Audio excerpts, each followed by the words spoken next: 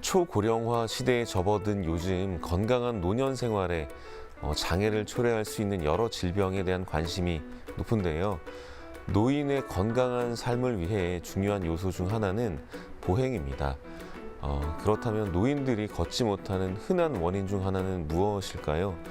바로 낙상에 의한 골절입니다. 낙상으로 인한 골절은 대부분 골다공증에 의해 발생하게 되는데요. 골절은 보행을 어렵게 할 뿐만 아니라 자칫 생명의 위험을 초래할 수도 있어서 골다공증 반드시 적극적으로 관리해야 합니다. 안녕하세요. 정형외과 전문의 문상현 원장입니다. 골다공증은 보통 골절이 생기기 전까지는 증상이 없습니다. 골다공증 자체가 큰 문제가 있다기보다는 골다공증이 있으면 쉽게 골절이 발생하기 때문에 무서운 것입니다. 여러 부위에 골절이 발생할 수 있지만 특히 손목, 척추, 고관절에 자주 발생하고 특히 고관절에 발생하는 골다공증성 골절은 사망률이 좀 높습니다. 골다공증은 평소 증상이 없는 거에 비해서 한 번 증상이 생기면 그 정도가 굉장히 심하고 후유증도 상당한 것이 특징입니다. 남성과 여성의 유병률이 좀 다른데 50세 이상을 봤을 때 남성은 7.5% 정도가 골다공증인 반면에 여성의 경우엔 37.3%로 5배 정도 되죠. 그리고 70세 이상 여성은 10명 중 7명이 골다공증을 진단받을 정도로 유병률이 매우 높습니다. 여러 가지 원인이 있는데 일단 첫 번째로는 폐경을 들 수가 있습니다. 여성 호르몬인 에스트로겐은 골밀도를 유지해 주는데 폐경으로 에스트로겐이 감소하면 골다공증이 생길 수 있습니다. 실제로 폐경 후 3년에서 5년 사이에 골밀도의 소실이 가장 빠르게 일어납니다. 비타민 D의 부족도 영향을 주는데요.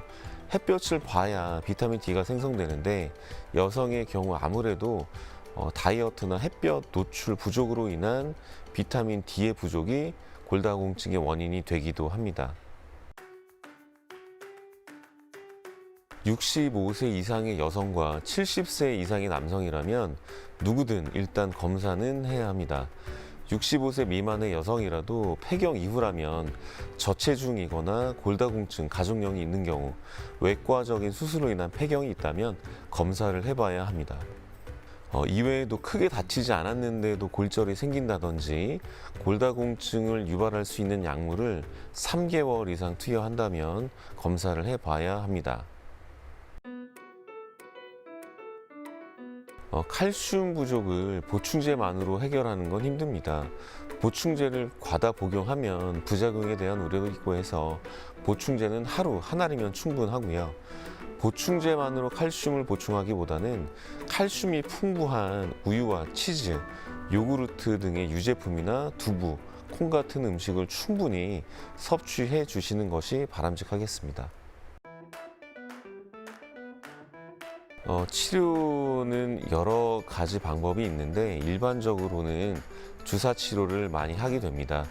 먹는 약은 메스껍거나 구토 등의 부작용이 있을 수가 있고 자주 복용해야 하니까 자꾸 잊어버리게 되거든요. 주사는 3개월이나 6개월에 한 번씩 맞는 게 보통이고요. 환자의 상태와 환경에 따라서 적절하게 치료제를 선택할 수 있겠습니다. 사람은 노화가 되면서 자연스럽게 골다공증도 진행이 되는데요. 따라서 치료를 한 번 했다고 끝나는 게 아니라 주기적으로 검사를 받아가면서 골다공증이 악화되지 않도록 관리하는 것이 중요하겠습니다. 과도한 음주나 흡연을 삼가고 적절한 운동을 통해서 뼈에 자꾸 자극을 줘야 합니다. 짠 음식을 피하고 일주일에 2회씩은 최소 15분 정도씩 햇볕을 쬐어서 비타민 D를 충분히 합성하도록 해야 하겠고 칼슘이 풍부한 음식도 충분히 섭취해야 하겠습니다.